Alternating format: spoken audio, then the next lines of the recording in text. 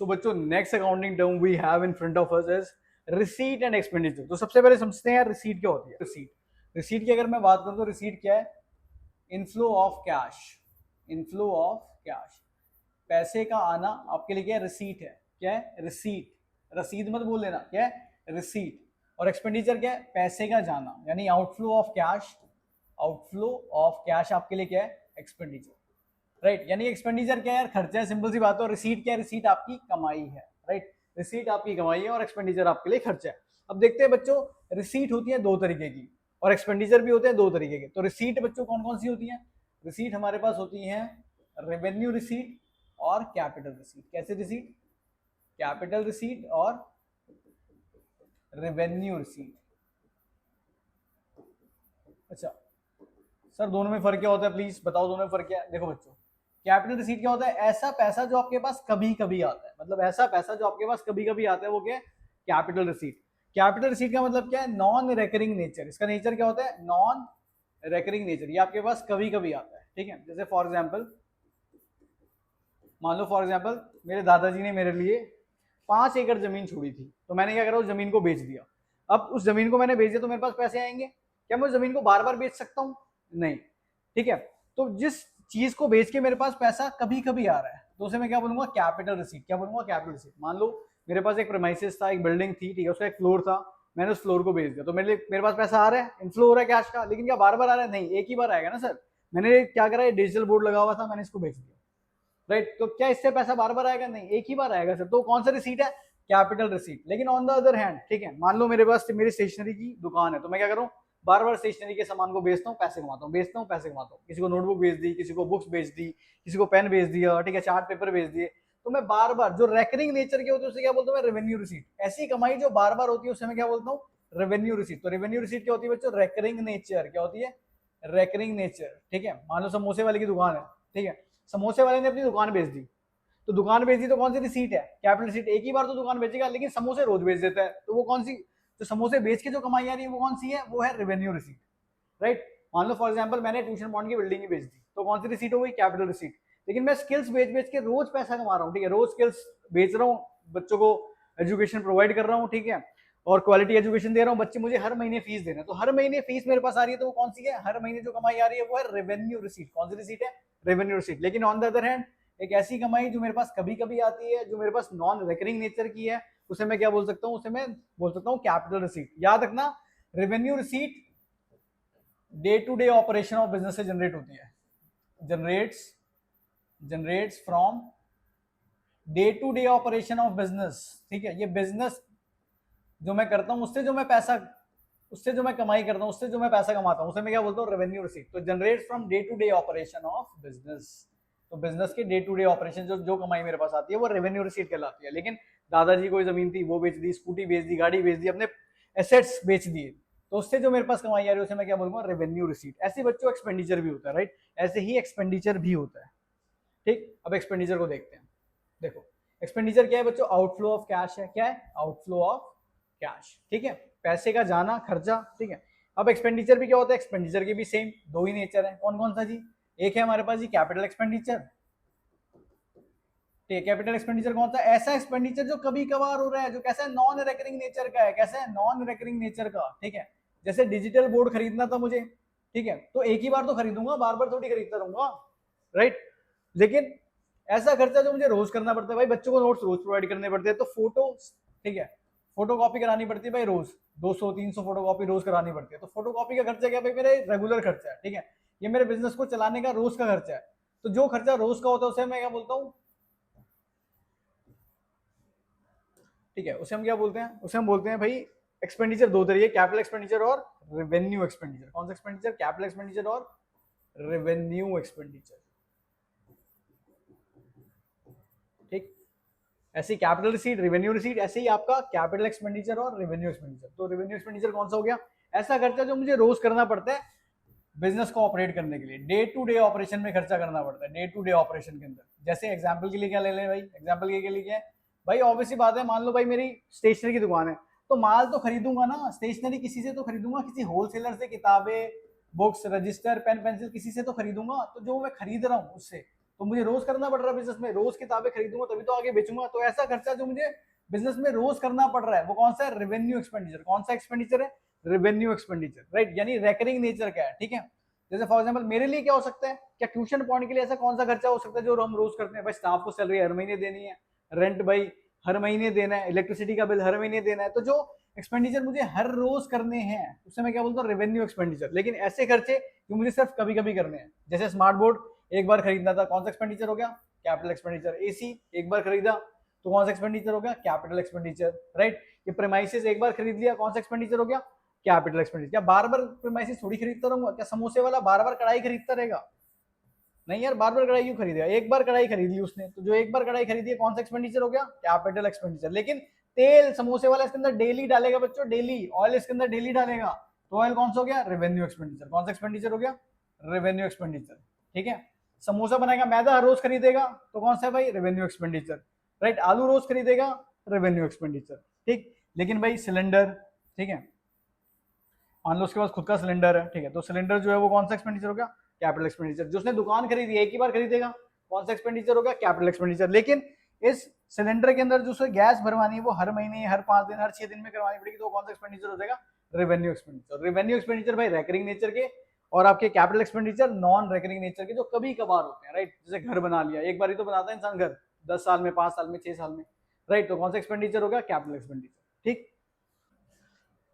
So बच्चों next accounting terms we have in front of us is income, profit, gain and loss. तो सबसे पहले समझते हैं यार इनकम क्या होती है, ठीक है। इनकम क्या है? इनकम है बेसिकली बच्चों आपकी कमाई, आपने कितना पैसा कमा लिया, इसे आप क्या बोल सकते हो? इनकम। इनकम का एक छोटा सा फॉर्मूला भी होता है, रेवेन्यू माइनस एक्सपेंडिचर, राइट। कि मोटी मोटे कमाई में से अगर आप सारे खर्चे माइनस कर दो तो आपको कमाई पता चल जाएगी कि आपने कितना पैसा कमाया, राइट। तो आप इसे क्या बोल सकते हो? आप इसे बोल सकते हो कि इनकम है नेट फाइनेंशियल सरप्लस, कि भाई आपने कितना पैसा कमाया है, अर्न करा है अक्रॉस रेगुलर पीरियड, की एक रेगुलर पीरियड के अंदर आपने कितना पैसा कमा लिया, राइट। मान लो फॉर एग्जांपल आपने 100 करोड़ की सेल करी है, राइट, और 100 करोड़ की सेल करने के लिए आपने 80 करोड़ रुपए का माल खरीदा था, ठीक है, 80 करोड़ का आपने माल को खरीदा था, तो आपने कितने रुपए कमा लिए? इनकम कितनी होगी आपकी?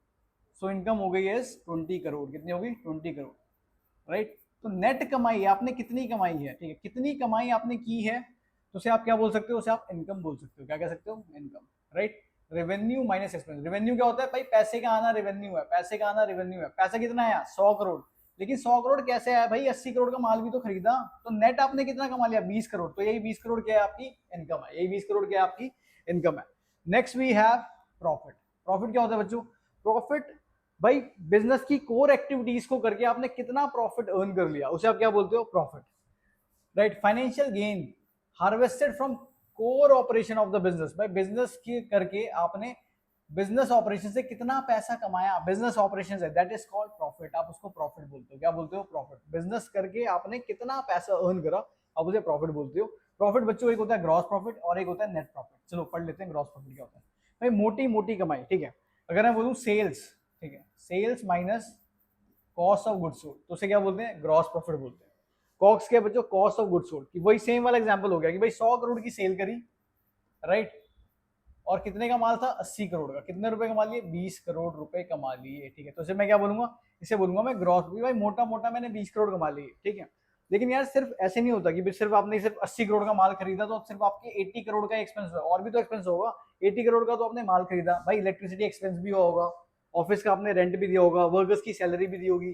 तो मान लो आपने ये सारे और भी सारे एक्सपेंसेस माइनस कर दिया, 20 करोड़ में से और एक्सपेंसेस माइनस कर लेते हैं। जैसे भाई लेबर की सैलरी, वर्कर्स की सैलरी होगी, लेबर की वेजेस हो गई, इलेक्ट्रिसिटी एक्सपेंस हो गया आपका, ठीक है, कन्वेंस चार्जेस लग गए, ठीक है, एडवर्टीजमेंट एक्सपेंस हो गया, ठीक है। तो मान लो आपने ये सारे मोटे मोटे एक्सपेंस करके ये सारे 10 करोड़ के एक्सपेंस और कर दिए, तो आपने कितने कमाए? 10 करोड़। तो 10 करोड़ आपने नेट कमाए हैं। कितने कमाए? नेट। तो this is called net profit. और नेट प्रॉफिट हमेशा हार्ड कोर बिजनेस एक्टिविटीज से ही आता है बच्चों, याद रखना, ठीक है। उसे बोलते हैं नेट प्रॉफिट, ठीक है। ग्रॉस प्रॉफिट क्या है? मोटा मोटा प्रॉफिट। और नेट प्रॉफिट क्या है? सारे खर्चे को माइनस करने के बाद जो प्रॉफिट आता है उसे आप नेट प्रॉफिट बोल सकते हो। लॉस की बात करें तो सिमिलर ही है, ठीक है, कि भाई यहाँ पे क्या होता है? यहाँ पे आपके एक्सपेंसेस ज्यादा हो गए हैं, ठीक है, और आपकी जो कमाई है, जो रेवेन्यू है, वो कम हो गई। यानी आपके एक्सपेंस ने आपके रेवेन्यू को ओवरशैडो कर लिया है, तो उसको क्या बोलते हैं? लॉस। बिजनेस में ऑब्वियसली बात है प्रॉफिट भी हो सकता है, लॉस भी हो सकता है, सिंपल सी बात है। तो लॉस प्रॉफिट का जस्ट ऑपोजिट है, ठीक है।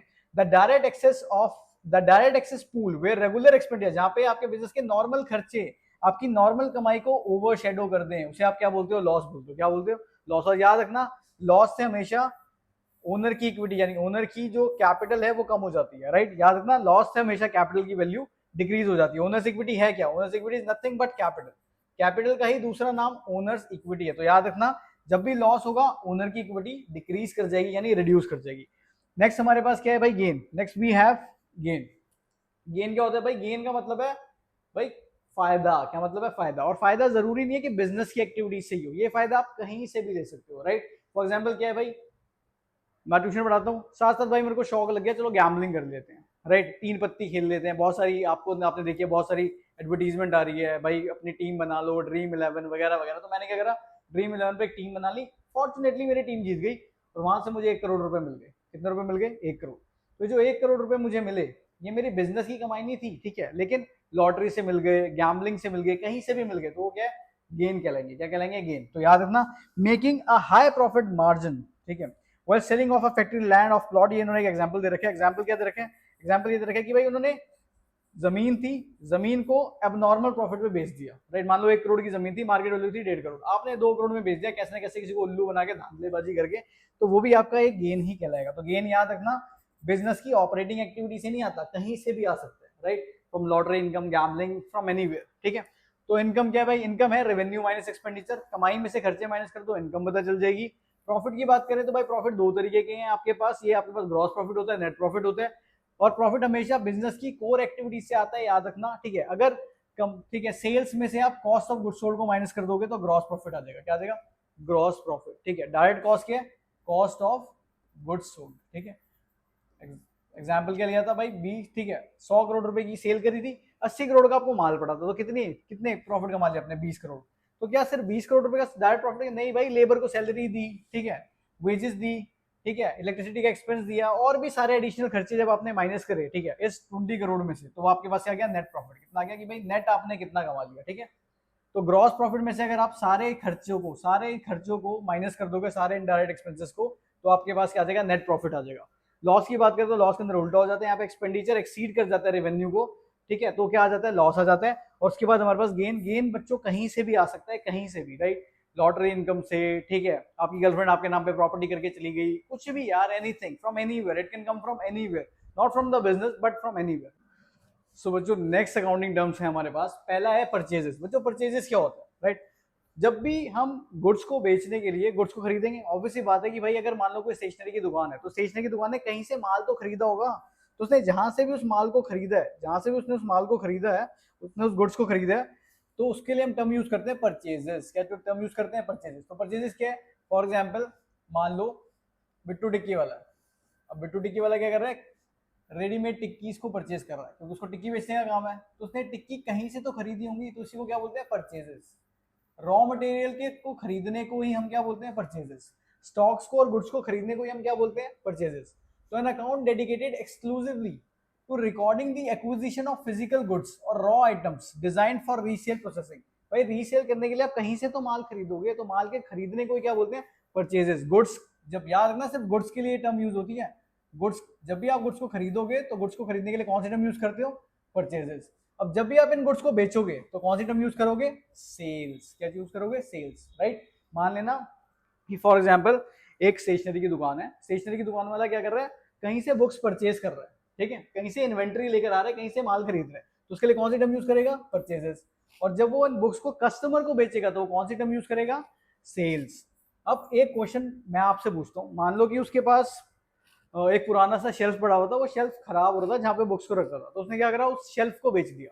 तो क्या वो शेल्फ भी सेल्स कहलाएगी, नहीं बच्चों, बिल्कुल नहीं। ये याद रखना, ये दोनों टर्म सिर्फ गुड्स की टर्म्स में यूज होती हैं, राइट। उसके लिए गुड्स क्या है, किताबें, पेन, पेंसिल। अगर वो इनको बेचेगा, इनको खरीदेगा, तो परचेज और सेल्स होगा।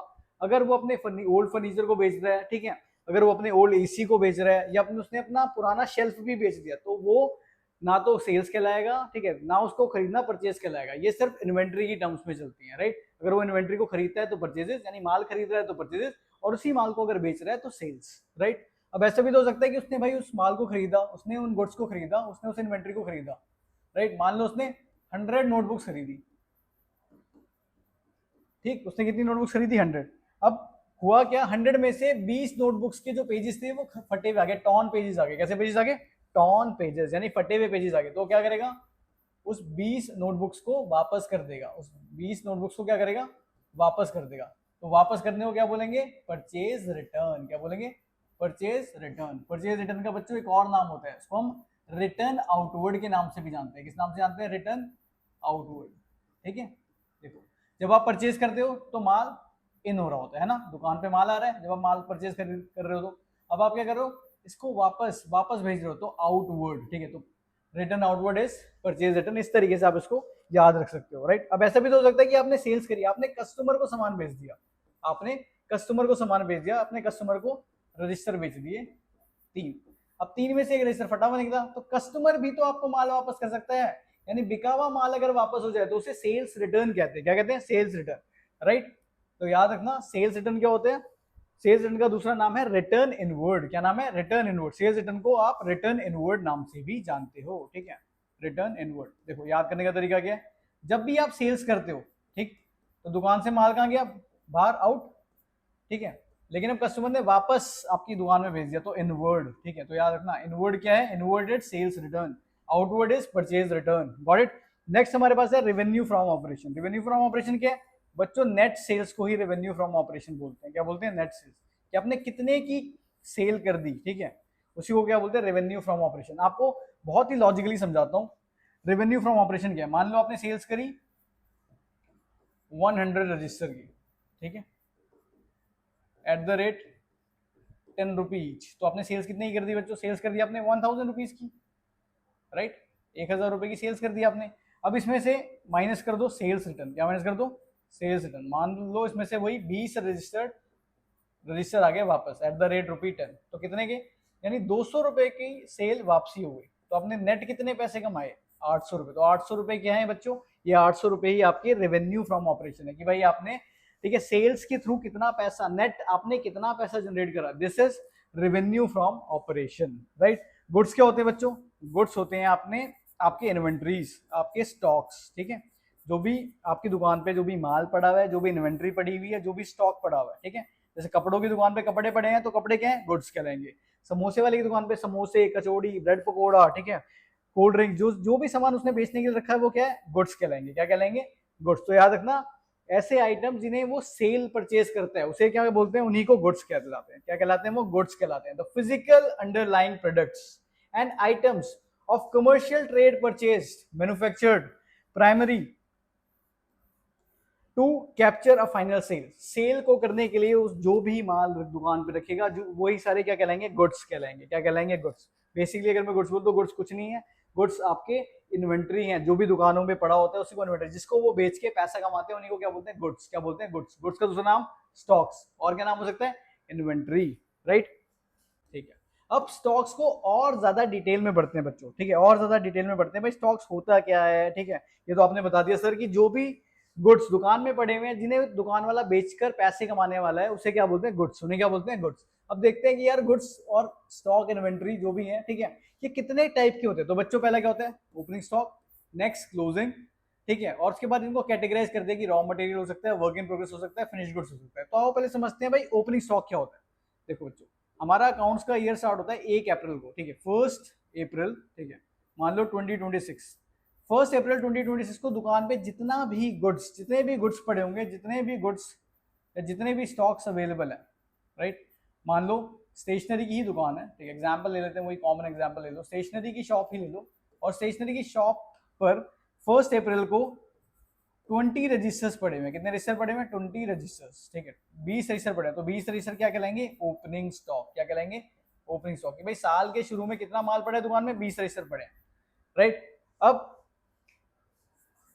31 मार्च 2027 साल के एंड में, ठीक है, साल के एंड में, ठीक है, मान लो 20 रजिस्टर थे, आपने क्या करा, आपने 20 रजिस्टर में से 80 रजिस्टर और परचेज कर लिए, ठीक है, आपने 80 रजिस्टर और परचेज कर लिए। कितने रजिस्टर हो गए आपके पास, आपके पास हो गए 100 रजिस्टर। 100 रजिस्टर में से आपने 95 रजिस्टर्स बेच दिए, 95 रजिस्टर आपने सोल्ड, बेच दिए। तो साल के एंड में आपके पास, ठीक है, कितने रजिस्टर बचे, 5। ऑब्वियसली बात है ना भाई, साल के शुरू में कितने थे, 20, 80 और खरीदे, साल के शुरू में कितने थे, 20, आपने 80 और खरीदे, कितने हो गए 100, 100 में से आपने 95 बेच दिए, 95 आपने सोल्ड बेच दिए, तो कितने बचे 5 रजिस्टर। तो साल के एंड में आपके पास जितना भी स्टॉक बचेगा उसे हम क्या बोलते हैं, क्लोजिंग स्टॉक। क्या बोलते हैं, क्लोजिंग स्टॉक। क्या बोलते हैं, क्लोजिंग स्टॉक। क्लोजिंग मतलब साल का एंड, ठीक है। साल के शुरू में आपके पास जितना स्टॉक्स पड़ा था वो कहलाता है ओपनिंग स्टॉक, साल के एंड में आपके पास जितना भी स्टॉक्स पड़ा हुआ था वो क्या कहलाता है, क्लोजिंग स्टॉक्स, राइट। अब बच्चों सिर्फ स्टॉक्स इसी फॉर्म में नहीं हो सकता, ठीक है। स्टॉक्स रॉ मटेरियल की फॉर्म में भी हो सकता है, वर्क इन प्रोग्रेस की फॉर्म में भी हो सकता है, और फिनिश गुड्स की फॉर्म में भी हो सकता है, ठीक है। रॉ मटेरियल मतलब मान लो भाई आप केचप बनाते हो, क्या बनाते हो, केचप। तो टमाटोस पड़े हुए हैं, क्या पड़े हुए हैं, टमाटोस, ठीक है। तो टमाटोस पड़े हुए हैं, तो टमाटोस क्या है आपके लिए, तो रॉ मटेरियल ये है, कच्चा माल ही तो है, क्या रॉ मटेरियल ही तो है। तो रॉ मटेरियल क्या है, टमाटोस, राइट। अब क्या है, आपने इससे केचप बनाया, ठीक है। केचप को आपने बॉटल के अंदर, ठीक है, केचप को आपने, ठीक है। अब ड्राइंग बच्चों ऐसी है गंदी सी, छोड़ो, ठीक है, एक बार दोबारा कोशिश कर लेते हैं, ठीक है। मान लो आपने ये केचप को, ठीक है, आपने केचप को उसके कंटेनर के अंदर डाल दिया, ठीक है, लेकिन इसके ऊपर आपने लेबलिंग नहीं करी, ठीक है, आपने अपना ब्रांड का नेम का स्टिकर नहीं चिपकाया, ठीक है। तो भी अधूरी है ना, पूरी से बेच तो नहीं सकते ना आप, क्यों, क्योंकि आपने इसके अंदर ब्रांडिंग नहीं करी, लेबलिंग नहीं की अच्छे से, सिर्फ आपने इसको, तो उसको क्या बोलते हैं, वर्क इन प्रोग्रेस। क्या बोलते हैं, वर्क इन प्रोग्रेस, ठीक है। क्या बोलते हैं इसे, वर्क इन प्रोग्रेस। क्यों, क्योंकि ये अभी पूरी कंप्लीट नहीं हुई है बच्चों, पूरी कंप्लीट कब हो जाएगी, जब इसके ऊपर स्टिकर लग जाएगा, ठीक है, जब इसके ऊपर ब्रांडिंग हो जाएगी, राइट। अभी तो आपने सिर्फ इसके अंदर टोमेटो सॉस को पोर करके यानी डाल के छोड़ दिया, ठीक है। तो ये क्या कहलाता है, वर्क इन प्रोग्रेस, ठीक है। अब ऐसे वाली बॉटल्स जितनी भी आपके पास पड़ी हुई है तैयार बिल्कुल, जिसके ऊपर भाई पैकेजिंग भी हो गई, लेबलिंग भी लगी, तो वो क्या कहलाती है, फिनिश गुड्स। क्या कहलाती है, फिनिश गुड्स, राइट। बिल्कुल अगर रॉ फॉर्म में है तो वो रॉ मटेरियल कहलाएगा, ठीक है। अगर आधा कंप्लीट हो चुका है, 75 कंप्लीट हो चुका है, 80% कंप्लीट हो चुका है, तो वो वर्क इन प्रोग्रेस कहलाएगा, और अगर पूरा कंप्लीट हो गया आपके पास पड़ा हुआ है तो वो फिनिश गुड्स कहलाएगा, राइट। तो 3 तरीके के हमारे पास कैटेगरीज हैं स्टॉक की, raw material, work in progress और फिनिश गुड्स। गॉट इट, ठीक। अब जो ट्रेड रिसीवेबल क्या है, अरे सर फिर फंसा दिया आपने, क्या लिया है सर ये ट्रेड रिसीवेबल, बच्चों कुछ नहीं है, दो एसेट्स को, दो करंट एसेट्स को कंबाइन कर दो, ट्रेड रिसीवेबल बन जाएगा, ठीक है। अगर मैं ट्रेड रिसीवेबल की बात करूं तो अगर मैं डेटर के साथ अगर मैं बिल्स रिसीवेबल को जोड़ देता हूं, राइट, अगर मैं दो चीजों का कपल बना दूं, ठीक है, दो चीजों को क्या करूं, लो भाई कपल बना दिया इनका, क्या बना दिया, कपल, पेयर बना दिया इनका, ठीक है। दो चीजों का पेयर कर दो, डेटर और बिल्स रिसीवेबल को कंबाइन करके ट्रेड रिसीवेबल कहते हैं। क्या कहते हैं, ट्रेड रिसीवेबल। और ट्रेड पेबल इसका जस्ट ऑपोजिट। देखो भाई डेटर का उल्टा क्या होता है, डेटर वो जिससे पैसे लेने हैं, क्रेडिटर कौन, जिसके पैसे देने हैं। अगर मैं क्रेडिटर के साथ पेयर बना दूं बिल्स पेबल का, किसका, बिल्स पेबल का, अगर मैं क्रेडिटर के साथ बिल्स पेबल को कंबाइन कर दूं तो वो क्या कहलाते हैं, ट्रेड पेबल। क्या कहलाते हैं, ट्रेड पेबल। तो याद रखना बच्चों, डेटर और बीआर को कंबाइन करके क्या बनता है, ट्रेड रिसीवेबल, और क्रेडिटर और बिल्स पेबल को मिलाकर क्या बनता है, ट्रेड पेबल। ओके,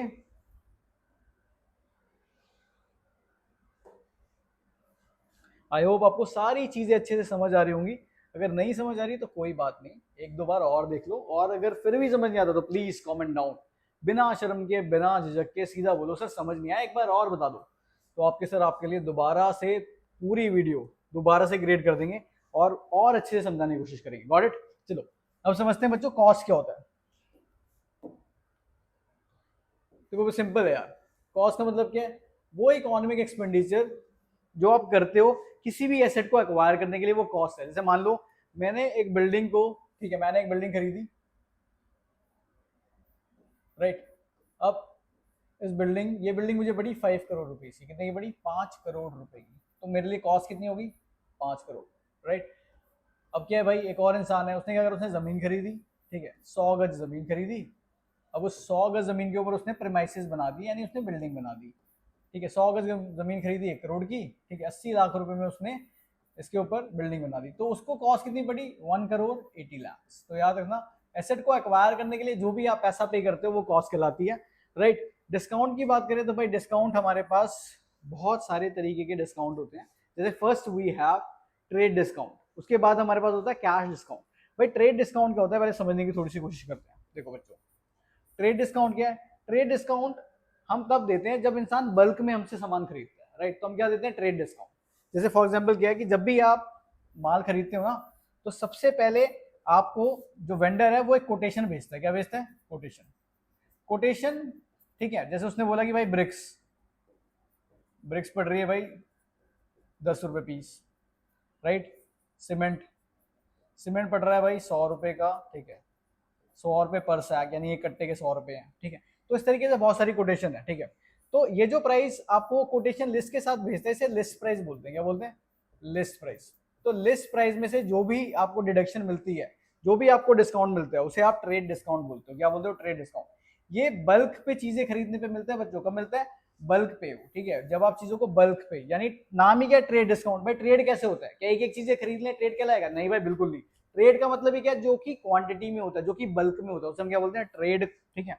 तो ये हमेशा बल्क पे मिलता है। और हमेशा याद रखना, trade discount never appears in the books, ठीक है, never appears in the books. इसको कभी भी हम किताबों में नहीं लिखते, never appears in the books. इसको हम कभी भी अकाउंटिंग के अंदर नोट डाउन नहीं करते, सिर्फ माइनस करते हैं। उसके बाद आता है आपके पास कैश डिस्काउंट। क्या आता है? Cash discount, right. Cash discount को किताबों में दिखाया जाता है, ठीक है, मेंशन इन बुक्स।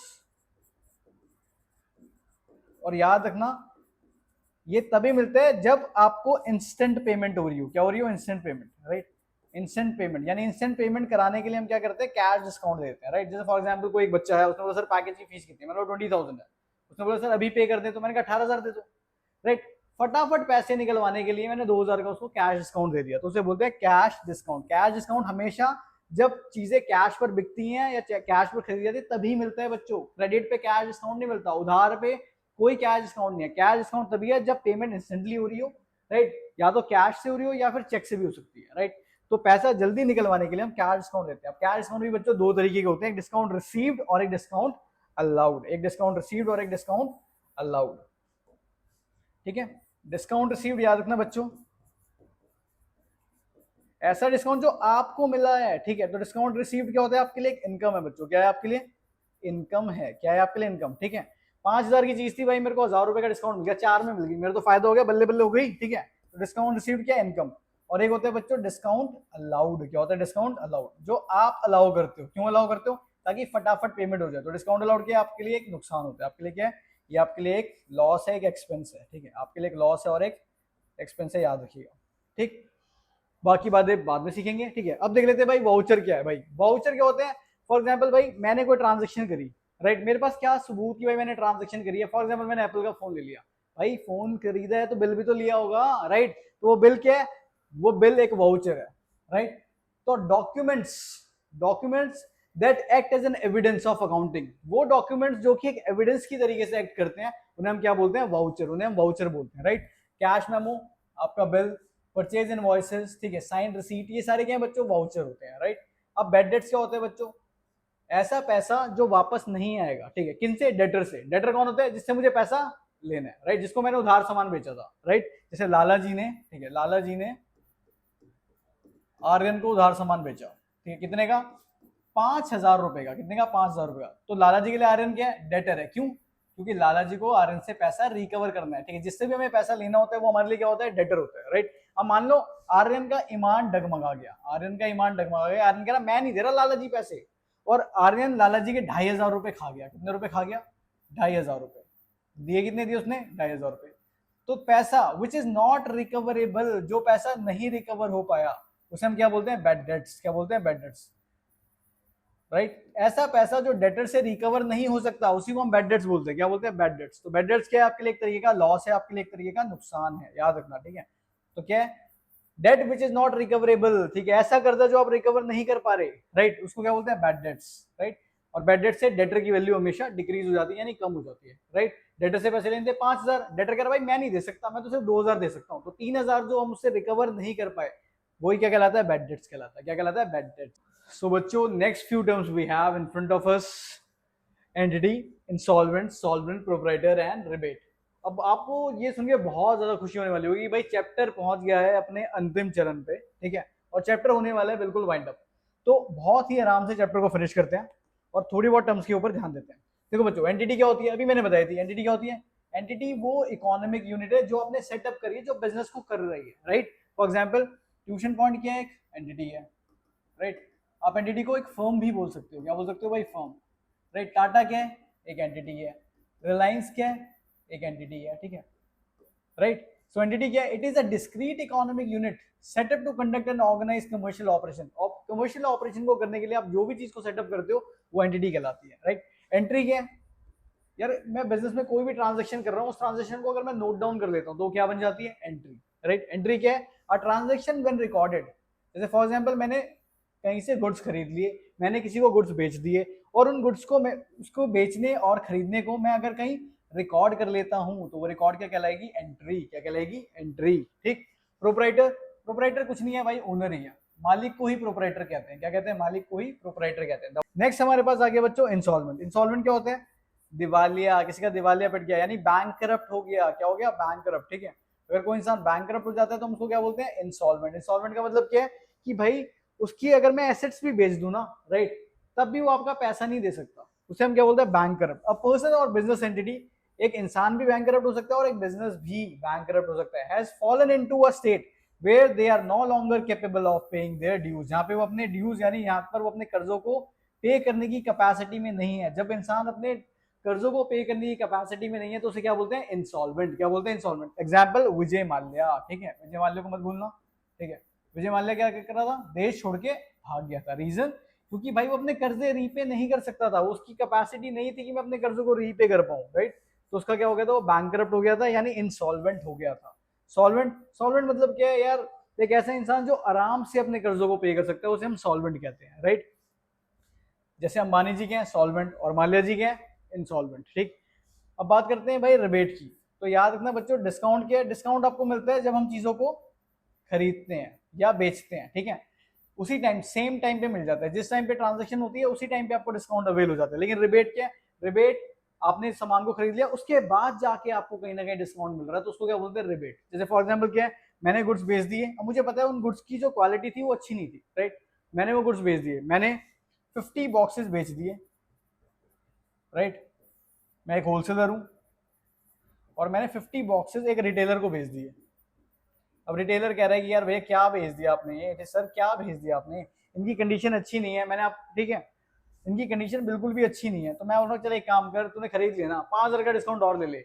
ये सेल होने के बाद, सेल होने के बाद दिया जाता है, इसे हम क्या बोलते हैं? रिबेट। क्या बोलते हैं? रिबेट। तो याद रखना, it is a special price reduction. मुझे पता है यार माल में दमी नहीं है, बिक रहा है बिक जाने दो, ठीक है। A special price reduction granted by seller. जो सेलर देता है किसको?